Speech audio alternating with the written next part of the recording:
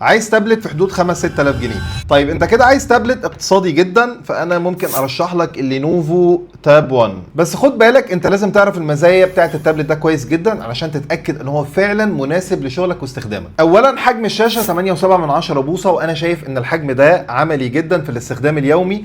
وزنه خفيف، هتلاقي هنا مدخل اي او اكس وجنبه السبيكر والمايك. التابلت ده بيجي ب 4 جيجا رام، والنسخه دي مساحه التخزين بتاعتها 128 جيجا، ولكن هتلاقي هنا مكان للميموري كارد علشان تزود مساحه التخزين زي ما انت عايز. وهتلاقي هنا جنبها على طول مكان لخط الموبايل عشان لو حبيت تعمل مكالمات او تستخدم انترنت الموبايل لو انت في مكان ما فيهوش واي فاي. واخيرا بطاريه ساعتها 5100 ملي امبير، دي ممكن تكفيك من 4 ل 6 ساعات استخدام للتابلت. طيب السؤال المهم، الجهاز ده مناسب لمين؟ ده مناسب لاي حد بيدور على الاستخدامات الاساسيه زي السوشيال ميديا، الواتساب، بيتفرج على فيديوهات، بيقرا كتب، بيلعب العاب خفيفه، هيبقى مناسب جدا. ومش مناسب للاستخدامات التقيله زي البرامج بتاعه المونتاج مثلا او الالعاب التقيله. بس كده اكتب لي في التعليقات كلمه تاب وانا هبعت لك رساله فيها كل التفاصيل.